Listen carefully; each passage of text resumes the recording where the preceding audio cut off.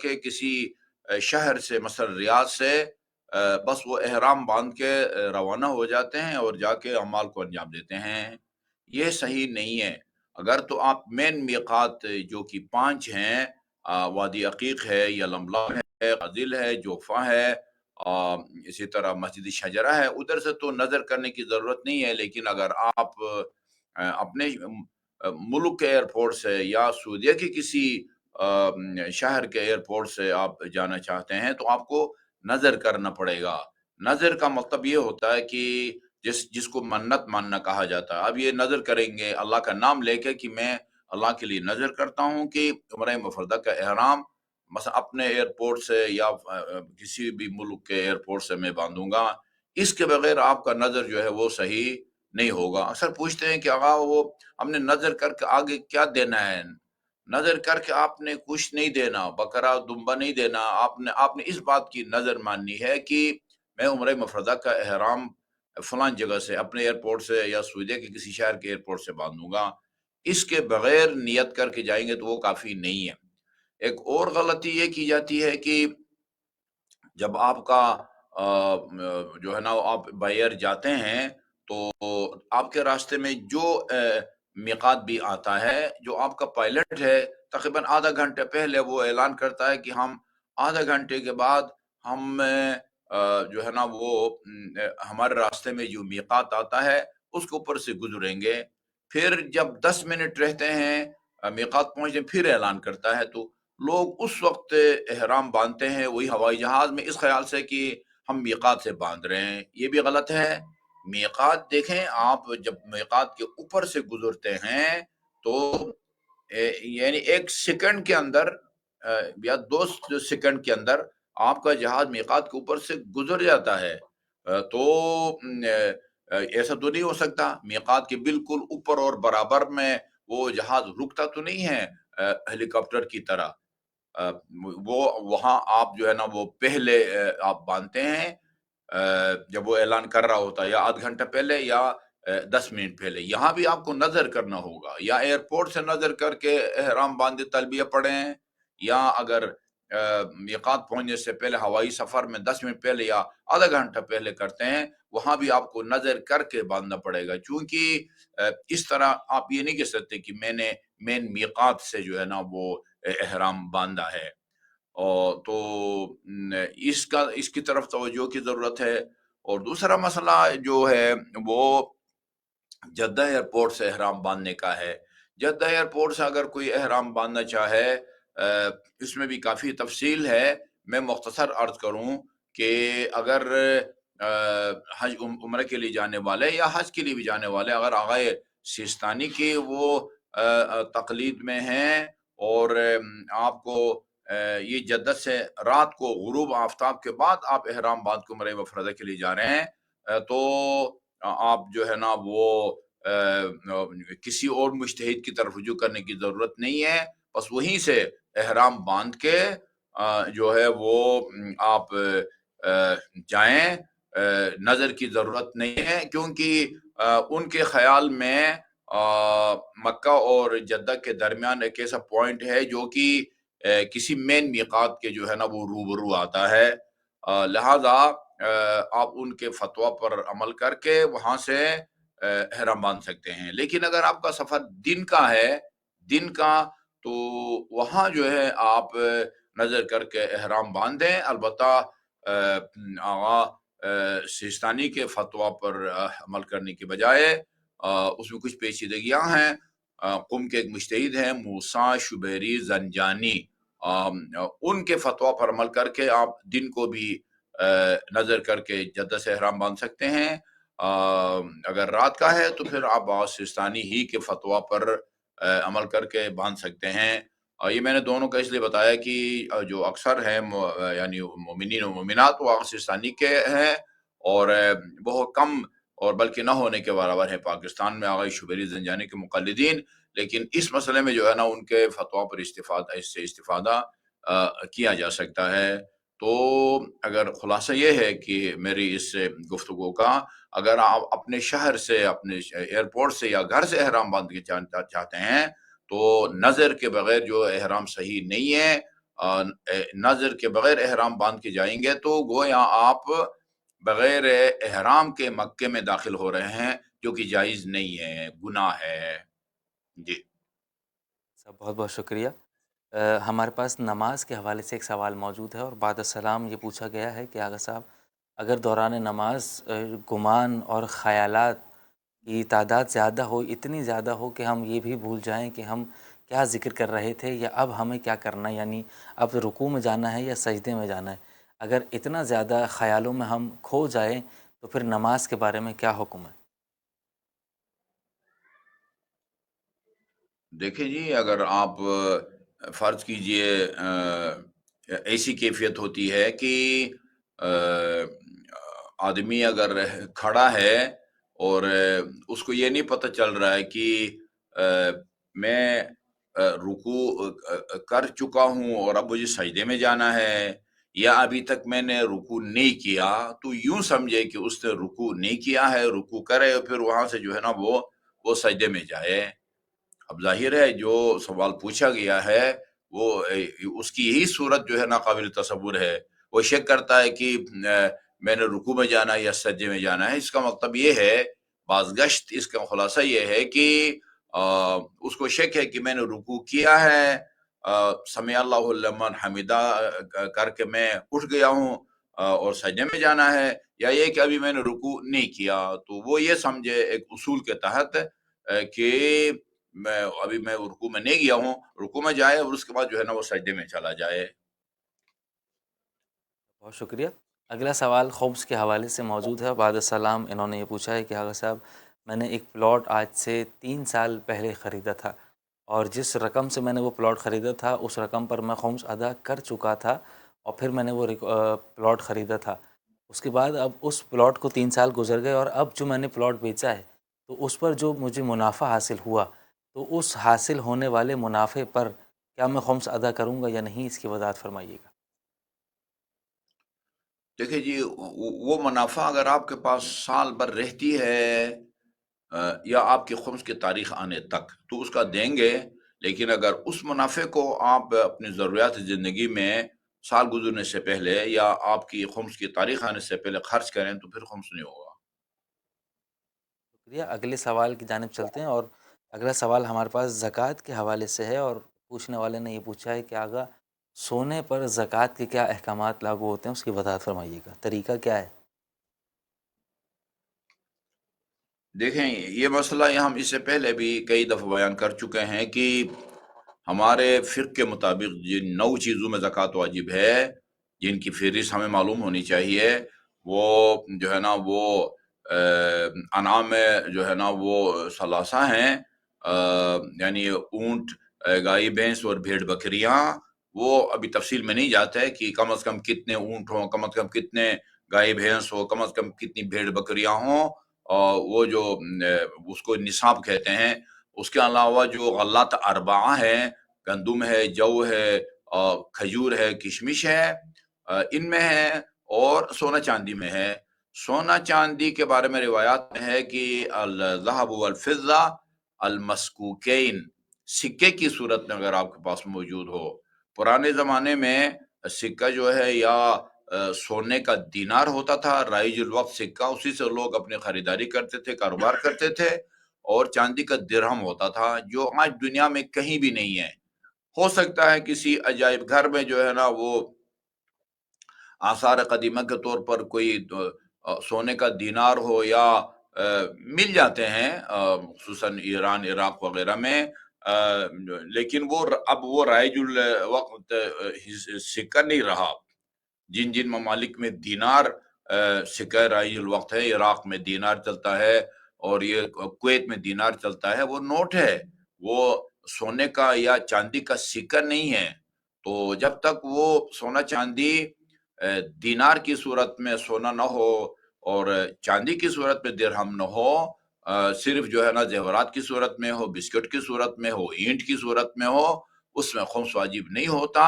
البتہ اگر آپ سونا خرید کے لاتے ہیں زیور کی صورت میں یا ایسی بسکٹ کی صورت میں، اور وہ آپ کے پاس سال بھر پڑا رہتا ہے، یا آپ کی خمس کی تاریخ آنے تک وہ پڑا رہے، تو پھر اس کا آپ کو خمس دینا ہوگا، جو کہ جو ہے نا وہ زکوٰۃ سے بھی زیادہ ہے۔ تو اکثر مومنین پوچھتے ہیں کہ اس کا کیا ہوگا، ہمارے پاس جو ہے نا کرنسی میں زکوٰۃ نہیں ہے۔ اگر کرنسی جو آپ کی آمدنی ہے وہ آپ کی ضروریات زندگی میں خرچ ہونے کے بعد بچ جائے، اس کا آپ نے خمس یعنی 20% دینا ہے، اور باقی سونا چاندی اگر وہ سال بھر پڑا رہے کسی بھی شکل میں تو اس کا خمس ہے۔ زکوٰۃ اس صورت میں ہے کہ جب آپ کے پاس سونا دینار کی صورت میں ہو، اور چاندی جو ہے وہ درہم کی صورت میں ہے، جو آج دنیا میں کہیں بھی نہیں ہے۔ جی آغا صاحب، بہت شکریہ۔ اگلے سوال کی جانب چلتے ہیں، اور اگلا سوال ہمارے پاس عقیقے کے حوالے سے ہے، اور انہوں نے یہ پوچھا ہے کہ آغا صاحب یہ بتائیے کہ میں اپنی اولاد کے ساتھ اپنی زوجہ کا بھی عقیقہ کر سکتا ہوں یا نہیں، کیونکہ میری بیوی کے والدین نے اس کا عقیقہ نہیں کیا، تو اب میں چاہتا ہوں کہ میں اس کا عقیقہ کروں، تو اس کی تفصیل بتا دیجیے گا کہ الگ الگ جانور مجھے لانے پڑیں گے، یا ایک ہی جانور پر بیٹی اور بیوی دونوں کا عقیقے کی نیت ہو سکتی ہے؟ اس کی وضاحت فرمائیے۔ نہیں، فی آدمی ایک جانور کا عقیقہ کرنا ہوتا ہے جی۔ جی آغا صاحب، معذرت آپ کی آواز نہیں آئی۔ میں نے عرض کیا کہ ایک جانور جو ہے وہ کئی آدمیوں کے طرف سے کافی نہیں ہے، وہ جس کا آپ عقیقہ کرنا چاہتے ہیں، چھوٹا ہو بڑا ہو، مرد ہو یا عورت ہو، فی آدمی ایک جانور ہونا چاہیے جی۔ ایک جانور کئی لوگوں کی طرف سے عقیقہ نہیں ہو سکتا۔ شکریہ۔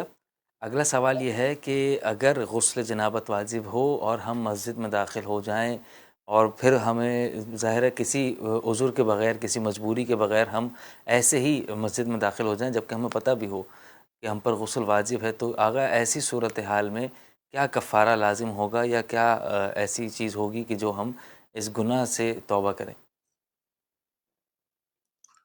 دیکھیں جی، ہر گناہ کا کفارہ نہیں ہوتا۔ اگر آپ جان بوجھ کے یہ کام کرتے ہیں، دیکھیں اس میں صرف اندر قدم رکھنا جو ہے وہ یا ایک دروازے سے داخل ہو کے دوسرے دروازے سے نکلنا، یہ حرام نہیں ہے۔ یعنی عام مسجدوں میں جا کے رکنا، ٹھہرنا، وہاں بیٹھنا جو ہے نا وہ حرام ہے۔ چنانچہ جب ہم وہ حج کے لیے جاتے ہیں اور مدینہ سے ہم احرام باندھ کے لیے مسجد شجرہ جاتے ہیں، وہاں بتاتے ہیں ہم خواتین کے مسائل میں کہ خواتین یا تو احرام مسجد کے باہر بیٹھ کے تلبیہ پڑھیں، یا ایسا کریں کہ وہ ایک دروازے سے داخل ہوں اور دوسرے دروازے سے تلبیہ پڑھتے ہوئے نکل جائے۔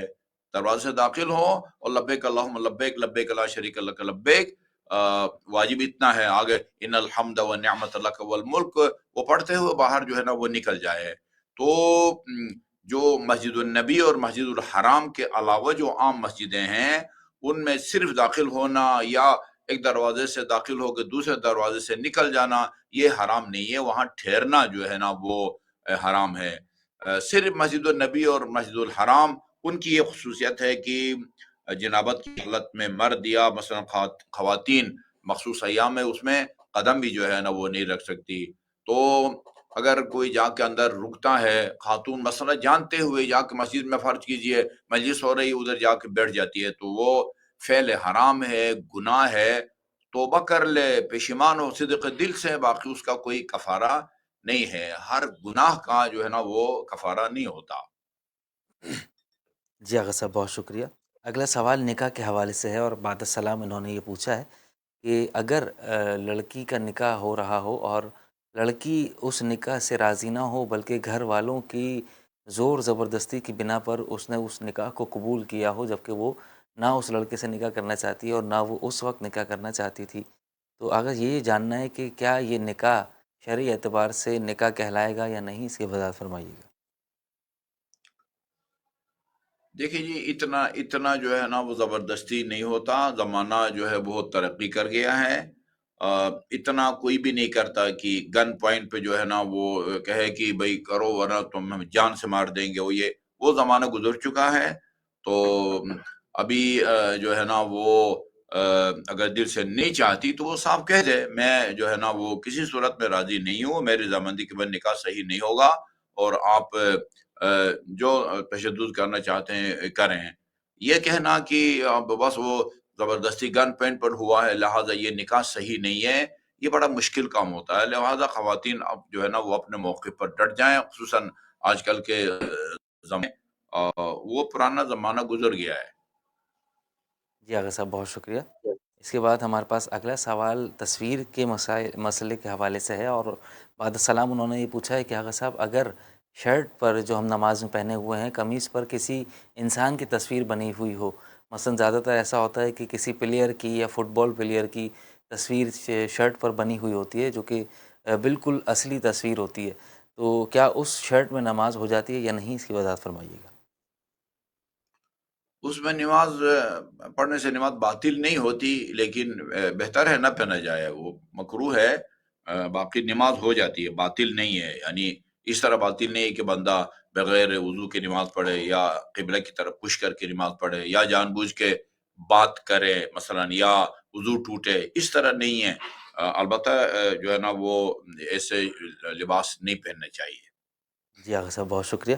اگلا سوال ہمارے پاس موجود ہے نماز شب کے حوالے سے، اور انہوں نے یہ پوچھا ہے کہ آغا کیا مکمل نماز شب ہم بیٹھ کر پڑھ سکتے ہیں بنا کسی عذر کے؟ نہ ہمیں تکلیف ہے، نہ ہم پڑھ بھی سکتے ہیں کھڑے ہو کر، لیکن کرسی پر بیٹھ کر پڑھنے کا شوق ہے، تو کیا آغا صاحب ہم پڑھ سکتے ہیں یا نہیں، اس کی وضاحت فرمائیے گا۔ دیکھیں جی، وہ بیٹھ کے پڑھ سکتے ہیں، یہ لکھا ہوا ہے کہ جو نوافل ہیں وہ آپ بیٹھ کے پڑھ سکتے ہیں۔ جی جی آغا صاحب بہت شکریہ۔ اس کے بعد اگلا سوال ہمارے پاس ہے، اور بعد السلام انہوں نے یہ پوچھا ہے کہ آغا کیا ایسے شخص کی کہ جو مومن ہو، مسلمان ہو، اور اس نے خودکشی کی ہو، اور یہ بات علل اعلان ہو سب کے سامنے، کوئی ایسی شک و شبہات کی نہیں بلکہ یقینی طور پر اس نے خودکشی کی ہے، تو کیا اس کے نماز جنازہ کا اہتمام ہوگا، اور کیا عام لوگوں کی طرح ہی اس کا جنازہ پڑھایا جائے گا، اس کے جنازے میں شامل ہوا جائے گا یا نہیں، اس کی وضاحت فرمائیے گا۔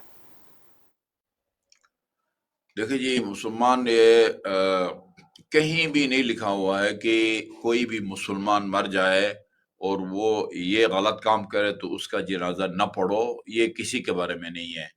تو اگر اس طرح کی کہیں تعبیریں ہیں تو وہ بس ایسی وہ شدید اس فعل حرام کی مذمت کی طرف اشارہ ہوگا، ورنہ کوئی مسلمان ہو اور کتنا بڑا بھی گناہ کرے، اب یہی جیسے خودکشی جو ہے، دوسروں کو مارنا بھی قتل ہے، اپنا آپ کو مارنا بھی قتل ہے، تو جس طرح کوئی دوسرے کو قتل کرے تو اس کا نماز جنازہ پڑھا جائے گا اگر قاتل مسلمان ہے، اسی طرح جو خودکشی کرتا ہے، اپنا آپ کو مارتا ہے، وہ مسلمان ہے، اس کا جنازہ پڑھا جائے گا، واجب ہے، اور وہ مستثنا نہیں ہے۔ جی جی آغا صاحب بہت شکریہ۔ اگلے سوال کی جانب چلتے ہیں، اور اگلا سوال ہمارے پاس یہ ہے کہ بعد السلام انہوں نے پوچھا ہے کہ آغا صاحب ہمارا آپ سے یہ سوال ہے کہ کیا ایک لڑکی کا جہیز کی رقم جس پر خمس ادا کرنے کے بعد جو رقم جمع کی گئی ہے، کیا ہر سال اس رقم پر خمس نکال کر ہی رکھتے ہیں؟ کیا اس ساری رقم اس پر دوبارہ ہر اگلے سال خمس واجب ہو جائے گا یا نہیں؟ اور دوسرا سوال ہمارا یہ ہے کہ ہم کپڑوں کا چھوٹا سا کاروبار کرتے ہیں اور کفن وغیرہ بھی ہوتے ہیں، کیا کفن میں سے منافع حاصل کرنا جائز ہے یا نہیں؟ ان دونوں کی وضاحت فرمائیے گا۔ جی، جس رقم کا خمس آپ ادا کر چکے ہیں اس کا پھر دوبارہ خمس واجب نہیں ہے۔ جی روایت کا متن بھی ہے، المخمس لا یخمس، مخمس یعنی وہ رقم کی جس کا آپ خمس ادا کر چکے ہیں، مثلا 100 میں سے 20 نکال چکے ہیں، باقی جو 80 رہتا ہے اس کا پھر کئی سال بھی پڑا رہے تو اس میں خمس جو ہے نا وہ نہیں ہے۔ اور جو سوال کا دوسرا حصہ کیا تھا رضی صاحب؟ کپڑوں کا کاروبار ہے اور اس میں کفن کا بھی کپڑا ہاں شامل ہوتا جی ہے۔ جی، کاروبار ہے، جی جی جی بالکل، وہ اس کا بھی جو ہے نا وہ آپ منافع لے سکتے ہیں۔ ایران میں بھی لوگ جو ہے نا جہاں پر آپ جو حضرات گئے ہیں زیارات کے لیے، وہ انہوں نے دیکھا ہوگا، ایران میں بھی، عراق میں بھی جن دکانوں پہ تسبیح، سجدگاہ، جا نماز وغیرہ جو ہے نا یا علم وغیرہ بیچتے ہیں، وہاں پر انہوں نے کفن وغیرہ بھی رکھا ہوا ہے، تو وہ کفن کا منافع جو ہے نا آپ لے سکتے ہیں۔ البتہ کچھ کاروبار ایسے ہیں کہ جن کو مکروہ کہا گیا ہے، ان میں ایک کفن فروشی ہے، مکروہ عمل ہے۔ یعنی اس کی وجہ بھی یہ بتائی جاتی ہے کہ جو آدمی کفن فروش ہوتا ہے تو اس کی خواہش یہ ہو زیادہ سے زیادہ مجھ سے کفن خریدے، اور زیادہ سے زیادہ کفن وہ تبھی خریدا جائے گا کہ جب زیادہ سے زیادہ لوگ جو ہے نا وہ مرحوم ہوں، فوت ہوں۔ تو کفن فروشی کے کاروبار کو مکروہ کہا گیا ہے، ٹوٹل کاروبار، لیکن جب آپ بیچتے ہیں تو اس کا منافع لینا جو ہے وہ کوئی ناجائز کام نہیں ہے۔ جی آغا صاحب بہت شکریہ۔ اگلا سوال کمیٹی کے حوالے سے ہے، اور انہوں نے یہ پوچھا ہے کہ آغا صاحب مجھے کمیٹی کی جب رقم ملے تو کیا مجھ پر اس رقم پر خمس ادا کرنا واجب ہوگا یا نہیں، اس کی وضاحت فرمائیے گا۔ دیکھیں، کمیٹی کے رقم میں کمیٹی کی جو رقم آپ کو ملتی ہے اس میں آپ نے یعنی جتنی قسطیں آپ نے جمع کرائی ہیں، آپ نے وہ ان کو اگر سال گزر گیا ہے تو آپ نے اس کا خمس آپ نے دینا ہے۔ باقی اس کے علاوہ باقی لوگوں کے جو پیسے اس میں جمع تھے اور وہ آپ کو دیے گئے ہیں، وہ آپ کی آمدنی شمار نہیں ہوتی، آپ ان کے مقروض ہوتے ہیں۔ لہذا جو قسطیں آپ نے جمع کرائی ہیں وہ اگر ایک سال گزر گیا ہے تو اس کا آپ خمس دیں گے۔ باقی پیسہ جو آپ کو مل رہا ہے وہ آپ کی آمدنی شمار نہیں ہوتی ہے۔ بعد میں جو ہے نا وہ قسطوں کی صورت میں گویا وہ آپ قرض ادا کر رہے ہوتے ہیں۔ جی آغا صاحب بہت شکریہ۔ اگلا سوال ہمارے پاس یہ ہے کہ آغا صاحب غسل اگر واجب ہو چکا ہو اور نماز کا وقت داخل ہو جائے اور اول وقت نماز ہو اور میں مسجد کے پاس ہی ہوں، جماعت کے ساتھ نماز پڑھنے کا موقع مل رہا ہو، لیکن مجھ پر غسل واجب تھا، تو کیا میں وضو کر کے نماز پڑھ سکتا ہوں یا میرے لیے گھر جا کے غسل کرنا اور پھر نماز ادا کرنا ضروری ہوگا، اس کی وضاحت فرمائیے گا۔ نہیں، یہ غسل کے بغیر جب آپ پر غسل واجب ہے تو جو وضو ہے وہ غسل کا متبادل نہیں بن سکتا، نہ تیمم اس کا متبادل بن سکتا ہے۔ آپ جو ہے نا وہ گھر جا کے، ہاں اگر نماز کے قضا ہونے کا خطرہ ہو تو پھر یہ ہے کہ آپ غسل کی جگہ تیمم کر کے گھر نماز پڑھیں۔ گھر میں بھی ایسا ہو سکتا ہے بندہ پر غسل جنابت واجب ہو اور اسے یقین ہو کہ اگر میں نے غسل کیا تو نماز قضا ہو جائے گی، تو وہ تیمم کر کے اپنی نماز کو بچا سکتا ہے قضا ہونے سے پہلے، سورج نکلنے سے پہلے۔ باقی اس کے علاوہ صرف جو ہے نا وہ جماعت کا ثواب حاصل کرنے کے لیے آپ کہیں کہ میں وضو پر گزارا کروں یا غسل کی جگہ تیمم کروں، یہ جائز نہیں ہے جی۔ گھر جا کے تسلی سے غسل کریں اور نماز پڑھیں۔ جی آغا صاحب اگلا سوال بعد السلام ہمارے پاس یہ ہے کہ آغا میرے ہسبینڈ نہیں، معذرت کے ساتھ، ہاں سوال یہ ہے کہ اگر حالت احرام میں مرد ہوٹل جا کر سو جائے تو اس کی عمرے کے بارے میں کیا حکم ہے، اس کی وضاحت فرمائیے گا۔ کوئی حرج نہیں ہے، سونے سے جو ہے نا وہ حالت احرام میں سونے سے جو ہے نا وہ سونے پر کوئی پابندی نہیں ہے۔ البتہ جب سوتے ہیں تو اس وقت جو ہے وہ آپ سر کو نہیں چھپا سکتے ہیں، پاؤں چھپا سکتے ہیں، پاؤں کے اوپر کمبل ڈال لیں، چادر ڈال لیں، لیکن کو آپ نہ چھپائیں۔ باقی سونے میں کوئی حرج نہیں ہے۔ جی آغا صاحب بہت بہت شکریہ۔ اس کے بعد اگلا سوال ہمارے پاس موجود ہے، اور انہوں نے یہ پوچھا ہے کہ آغا صاحب مستحب روزے رکھنے کی میں عادت بنانا چاہتا ہوں، تو میں کون سے دن کا انتخاب کروں کہ جس میں مستحب روزہ رکھوں، یعنی کون سا دن زیادہ فضیلت والا ثابت ہوگا اور زیادہ ثواب والا ثابت ہوگا پورے ہفتے میں سے، تو ایک دن کی تجویز فرمائیے آغا صاحب۔ میرے خیال میں جمعرات جو ہے نا وہ اس کا زیادہ ثواب بتایا گیا ہے۔ جی آغا صاحب بہت شکریہ۔ اگلا سوال مستحب روزے کے ہی حوالے سے ہے، اور بعد السلام انہوں نے یہ پوچھا ہے کہ آغا صاحب میرا روزہ ہوتا ہے لیکن اکثر کلیگ یا آفس کے دوست یا ایسے افراد ٹکرا جاتے ہیں دن میں کہ جو کھانے پینے پر مجبور کرتے ہیں کہ نہیں تم شرما رہے ہو، اور اب میں یہ بھی نہیں آگے سے بولا جاتا کہ نہیں میرا روزہ ہے، تو وہ اچانک عجیب ہو جائیں گے، اور یہ مجھے برا اس لیے لگتا ہے کہ یہ خود نمائی میں نہ شامل ہو، تو میں ان کے کہنے پر کھاؤں یا نہ کھاؤں، یا انہیں بتا دوں کہ نہیں میرا روزہ اور میں نہیں کھا سکتا، تو اس کی وضاحت فرمائیے گا صاحب۔ नहीं, वो देखें, अगर आप मुस्ताहब रोज़ा आपने रखा हुआ है और कोई दोस्त आपको दावत देता है कि आप इफ्तार करें, तो मुस्ताहब है कि मोमिन के कहने पर आप इफ्तार करें। बल्कि इफ्तार, मोमिन के कहने पर इफ्तार जो है दिन को, वो उस दिन के रोज़ा रखने से ज़्यादा बताया गया है। लेकिन आप ना बताएँ और जो है ना वो फिर रोज़ा इफ्तार करें, उससे वो जो है ना वो शायद फ़ायदा हासिल ना हो। बताएँ उनको कि भई मैं रोज़े से हूँ। वो ये तो आया खुदनुमाई कहें या रियाकारी, ये दारोमदार डिपेंड करता है आपकी नियत पर। आपकी नियत जो है वो ये होती है कि मैं रोज़ा का नाम लूँगा तो ये मुझे मजबूर नहीं करेंगे। आप कहें कि माज़रत मैंने ज़रा रोज़ा रखा हुआ है। अगर वो ताकीद करते हैं तो आप जो है ना वो कर लें, इफ्तार करें, और इफ्तार का सवाब रोज़ा रखने से ज़्यादा है। कई गुना ज़्यादा है बल्कि रिवायात में है। और इस तो उलमाए कराम फ़ुक़हा ने भी अपनी किताबों में जो है ना वो लिखा है। और अगर वो बाकी ये कि रियाकारी हो, ये तो या खुदा जानता है या आप जानते हैं कि आपने ये जो कहा है कि मैं रोज़े से हूँ, ये आपकी नीयत रियाकारी है या ये है कि उस रोज़े को बचाना है। बहुत-बहुत शुक्रिया। अगला सवाल हमारे पास मौजूद है और बाद सलाम उन्होंने पूछा है कि एक शख्स के जो बीमार हो और उसको बीमारी ये हो कि वो पेशाब रोकने पर इख्तियार नहीं रखता, तो वो मीक़ात क्रॉस करे और एहराम ना पहने तो उसके लिए क्या कफ़ारा होगा, और अगर कफ़ारा होगा तो वो किस तरीके से अदा किया जाएगा? देखिए कि एहराम के कपड़े न पहनने से उसकी मुश्किल हल नहीं होती।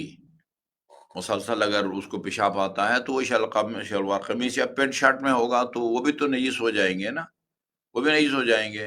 तो उसका हल जो है वो एहराम के कपड़े न पहनना, ये उसका हल नहीं है।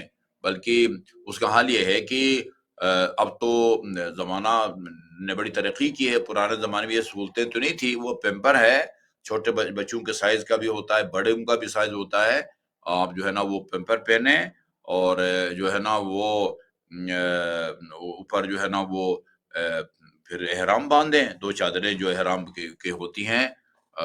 तो वो आपका जो है ना हालत एहराम में इंसान का बावज़ू होना ज़रूरी नहीं है। लेकिन ये है कि एहराम को पाक रहना चाहिए, तो उसको नजासत से बचाने के लिए आप जो है ना वो इस्तेमाल करें, पेपर इस्तेमाल करें।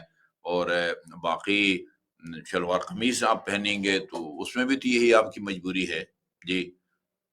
वैसे सिले हुए कपड़े पहनने का जो कफारा है वो एक बकरा है। जानबूझ के अगर सिले हुए कपड़े पहने तो उसका बकरा कफारा है। और जितने कपड़े पहनेंगे, शलवार का कफारा अलग है, कमीज का अलग है, बुनियान का अलग है, ऊपर कोट पहना हो तो उसका अलग है, बकरे। जी आगा साहब, बहुत शुक्रिया। इसके बाद हमारे पास आखिर में कई लोगों की जानिब से दुआ के लिए इल्तिमास आई है, लेकिन उससे पहले 3-4 ऐसे मैसेजेस मौसूल हुए हैं कि आगा साहब, बुखार नहीं उतर रहा है, तबीयत नहीं सही हो रही, तो उसके लिए कोई दुआ या वजीफ़ा पहले तजवीज़ फरमा दीजिए। बहुत अच्छा सवाल है। अभी पहले भी पढ़ा था और अभी इन्हीं दिनों में भी 13 तारीख को हज़रत ज़हरा अलैहिस्सलाम की शहादत की मुनासिबत से मैं दुआ पढ़ रहा था। उसमें दुआए नूर है। अ, यानी खातून जन्नत की जो तालीमात उनमें से एक दुआए नूर है। और आप हादी टीवी पर भी जो है ना या जो है ना वो या खालिक़न नूर वग़ैरह वो पढ़ते हैं। ये दुआए नूर जो हादी टीवी में प्रोग्राम शुरू होने से पहले वो पढ़ी जाती है, वो दुआए नूर है बुखार के लिए। और सलमान फारसी कहते हैं कि मैंने हज़रत ज़हरा अलैहिस्सलाम से ये दुआ लेके 1000 से ज़्यादा आदमियों को ये दुआ दी है और उससे उनको फ़ायदा हुआ है और अल्लाह ने उन्हें शिफ़ा दी है। तो मैं दुआओं में अलबत्ता हम दवा की मुखालिफत नहीं करते, डॉक्टर्स की तरह मशवरा करें, मुराजे करें। लेकिन दुआओं में मैं समझता हूँ सबसे बेहतर और अफ़ज़ल दुआ یہ دعا یہ نور ہے جو حضرت زہرا نے ظاہر ہے اپنے بابا رسول خدا صلی اللہ علیہ وآلہ وسلم سے سنی ہے اور آگے سلمان فارسی کو بتائی ہے، اور سلمان فارسی کہتا ہے میں نے 1000 سے زیادہ لوگوں کو یہ دعا دی ہے، اللہ نے انہیں اس کی برکت سے شفا دی ہے۔ جی جی آغا صاحب دعا فرما دیجیے گا، کئی افراد نے اپنی بیماری کے لیے، اپنے والدین کے لیے، روزگار کے لیے دعاؤں کی التماس کی ہے، تو آپ دعا فرما دیجیے گا۔ اللهم صل على محمد وآل محمد، اللهم إنا نسألك باسمك العظيم الأعز الأجل الأكرم، يا الله يا الله يا الله يا الله يا الله يا الله يا الله يا الله يا الله يا الله يا واحد يا أحد يا صمد، يا من لم يلد ولم يولد ولم يكن له كفوا أحد. اللهم إنا نسألك زيادة في العلم وبركة في الرزق وصحة في الجسم وطولا في العمر ونورا في القلب وتوبة قبل الموت وراحة عند الموت، مغفرة بعد الموت، دخولا في الجنة ونجاة من النار۔ خدا بحق محمد و آل محمد جو مومنین مومنات پریشان حال ہیں کسی بھی حوالے سے ان کی پریشانیوں کو دور فرما، جو مومنین مومنات مریض ہیں اور خصوصاً جنہوں نے آج کے ہمارے پروگرام میں دعا کی درخواست کی ہے، سب کو شفاء کامل اور عاجل عطا فرما، بے روزگار مومنین مومنات کو رزق حلال سے مالا مال فرما، اور جن مومنین مومنات نے کوئی جائز کاروبار شروع کر رکھا ہے ان کے کاروبار میں برکت نصیب فرما، قائم آل محمد کے توجہات خاص کو ہم سب کے شامل حال فرما، آپ کے ظہور میں تعجیل فرما، ہمیں آپ کے اعوان انصار میں شامل ہونے کی توفیق عطا فرما۔ ربنا تقبل منا انك انت السميع العليم، بمحمد وآله الطيبين الطاهرين، اللهم صل على محمد وآل محمد۔